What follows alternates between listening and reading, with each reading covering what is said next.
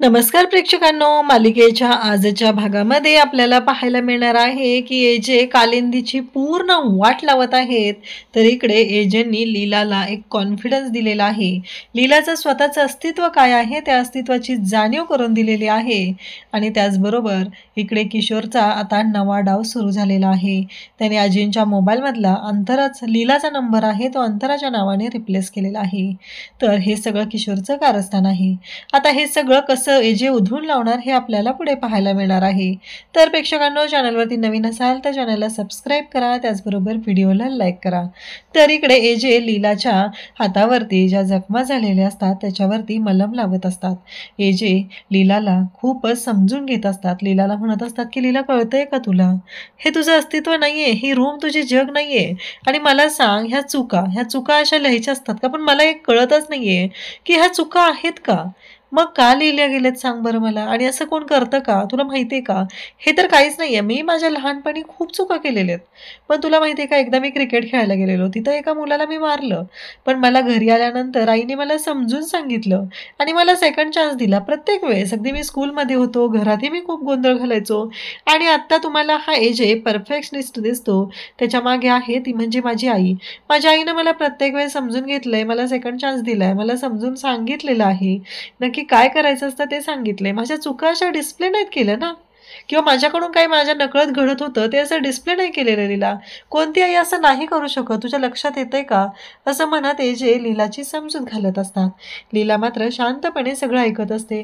AJ लीलाच्या हातावरती मलम लावत असतात, त्याचबरोबर तिला त्रास होत असतो, फुंकर मारत असतात.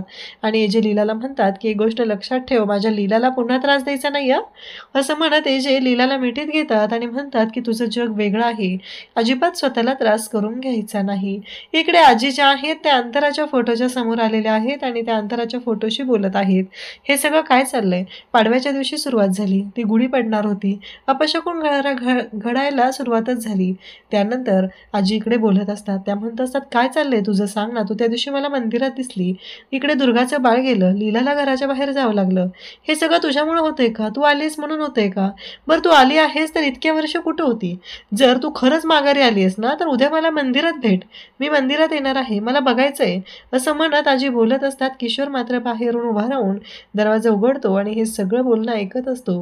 म्हणजे किशोर इकडे वॉचमनगिरी करत मागावरच असतो. कोण काय करतंय घरामध्ये या सगळ्या गोष्टींचे बारकावे तो ठेवत असतो. इकडे आजी मात्र अंतराशी बोलत असतात. तू असं का करतेस? म्हणजे तू आहेस ना तर समोर ये, का मला भास होता, असं आजी बोलत असतात. इकडे एजंटनी पार्सल मागवलेलं असतं आणि ते पार्सल आलेलं असतं. तर कालिंदी ते उघडून बघत असते. त्या क्षणी एजे तो बॉक्स आणि त्या बॅगा ज्या आहेत त्या इकडे कालिंदीच्या हातातून हिसकावून घेतात. तेव्हा कालिंदी म्हणत असते की तुम्ही आल्यापासून काही नाही खाल्लेलं, जेवण तयार आहे, आपण जेवून घेऊया का? एजे म्हणतात, मला भूक नाहीये. लीलाचे बाबा, तुम्ही जेवून घ्या. इकडे एजेंटना कालिंदीचा खूप राग आलेला असतो, त्यांची खूप चिडचिड चाललेली असते. आणि त्यानंतर कालिंदीची ही नाटकं सुरू असतात. त्यानंतर कालिंदीला कळतच नसतं. कालिंदी म्हणत असते, काय आहे? त्या सुनांनी मला सांगितलेलं आहे. एजे चिडलेले आहेत. लीलाचे बाबा पण इकडे म्हणत असतात की कालिंदी, तुला कळतंय का? एजे किती चिडलेले आहे, तुझ्या लक्षात येतंय का? असं म्हणत ते लीलाच्या आईला बोलत असतात. त्यानंतर इकडे एजे रूममध्ये येतात. लीला आराम करते हेही सांगितलेलं असतं. आणि मग रूममध्ये येऊन ते लीलाच्या आईच्या फोटोच्या समोर उभे राहतात आणि म्हणतात की सासूबाई, आजपासून मी तुम्हाला आता शपथ घेऊन सांगतोय, मी तुम्हाला वचन देतोय की यानंतर लीलाच्या डोळ्यात कधीही अश्रू दिसणार नाहीत. आणि हे असलं भिंतीवरती जे डिस्प्ले केलं गेलं नाही हे तर अजिबातच नसेल. आता ही रूम मी लीलाची सेपरेट रूम असणार आहे. ह्या रूममध्ये तुम्ही बघाल काय चेंजेस झालेले असतील. इकडं कालिंदी मात्र दरवाजाच्या बाहेर उभा राहून काय आत घडतंय हे पाहण्याचा ऐकण्याचा प्रयत्न करत असते. तिला उत्सुकता दाटून आलेली असते. आणि मग एजे मात्र इकडे पहिल्यांदा ती जी छडी आहे, ज्या छडीने लीलाला मारलं जातं किंवा लीला स्वतःला शिक्षा करून घेत असते, ती छडी मोडतात.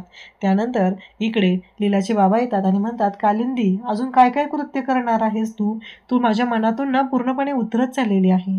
इकडे आजी खूप टेन्शनमध्ये असतात. आजी झोपलेले असतात. आजींच्या डोक्यावरती हात ठेवला जातो. आजी बघतात तर त्यांना लीला आलेली दिसते. कारण लीला आली. आजी कशा आहात म्हणून आजींच्या डोक्यावरून हात फिरवते.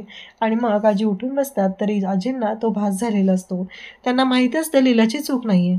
आणि त्याचबरोबर इकडच्या बाजूला आलेली असते ती म्हणजे अंतरा. आजी म्हणतात, अंतरा तू? आजी पुन्हा पाहतात तर इकडची लीला गायब झालेली असते, इकडची अंतरा गायब झालेली असते. आजी डोक्याला हात लावतात. आजींना हे सगळे भासू लागलेले असतात. त्यांना कळायचं बंद झालेलं असतं. आजी नंतर उठतात आणि तोंडावर पाणी मारायला जातात. तेव्हा किशोर त्यांच्या रूममध्ये येतो आणि म्हणू लागतो की हे सगळं काय आहे? कसं आहे माहिती आहे का आजी, मला ना तुला त्रास नाही द्यायचा, पण तुझं तुझ्या मुलावरती खूप प्रेम आहे, त्याची शिक्षा तर तुला भोगावी लागणारच आहे. असं म्हणत तो अजिंचा मोबाईल घेतो आणि अजिंच्या मोबाईलमध्ये असलेला जो नंबर आहे, लीलाचा नंबर, तो अंतरा नावाने तिथं सेव्ह करतो. ही सगळी त्याची नाटकं झालेली असतात. त्याने हे सगळं जाणून बुजून करत असतो आणि त्यानंतर आपल्याला पाहायला मिळतं की ह्या सर्व गोष्टी घडत असतात आणि हे किशोरचे कारस्थान सुरूच असतं. त्याला काही करून आजींना त्रास द्यायचा असतो. इकडे आजी पुन्हा येतात आणि झोपायला जातात. पण आजींना डोळ्याला डोळा लागत नसतो. त्यांना काळजी वाटत असते. दुसऱ्या दिवशी सकाळी इकडे आपल्याला पाहायला मिळतात की एजे रात्रभर इकडेच असतात मोहितेंच्या घरी आणि मग इकडे त्यांनी बोलवलेलं असतं ते म्हणजे ईश्वरूला. ईश्वरू आलेला असतो. एजेंनी पूर्ण रूम चकाचक केलेली असते. त्या रूममधले सगळे डिस्प्ले केलेले ज्या चिट्स असतात त्या काढलेल्या असतात. एका बॉक्समध्ये ते सगळं भरलेलं असतं आणि ईश्वरी म्हणत असतो की सगळं आणलंय. एजे म्हणतात तुला कळतंय का तू काय करतोयस? हे एवढं मोठ्याने नाही बोलायचं. आणि मग पुन्हा शांत बोलायला लागतो. एजे म्हणतात म्यूट होणार आहेस का तू? त्यानंतर इकडे पाहायला मिळतं की लक्ष्मी आणि सरस्वती एजंटसाठी कॉफी घेऊन आलेले असतात. त्या म्हणत असतात की एजे कॉफी आणली तुमच्यासाठी. मग दरवाजा त्यांना लक्षात येतं उघडा आहे. मग त्या एजंटच्या रूममध्ये जातात आणि तेव्हा त्या पाहतात तर त्यांना धक्का बसलेला असतो, कारण इकडे एजे रूममध्ये नसतात.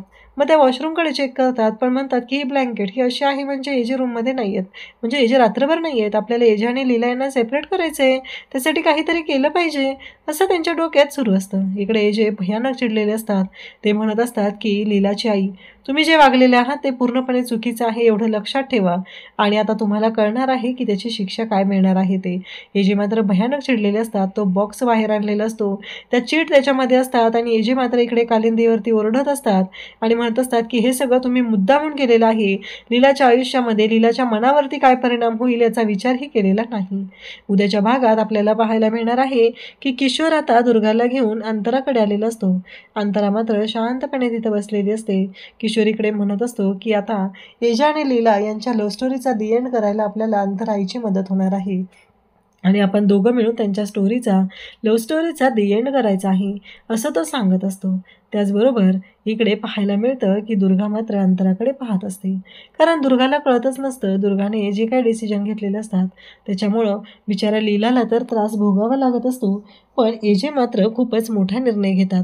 इकडे एजे लीलाला घेऊन येण्याचं ठरवतात आणि त्याचबरोबर इकडे कालिंदीलाही एजेंनी भयानक असं ठणकावून सांगितलेलं असतं, काही झालं तरी ह्या तुम्ही आत्तापर्यंत जे काही केलेलं आहे हे स्वतःच्या हाताने जाळून टाकायचं आहे.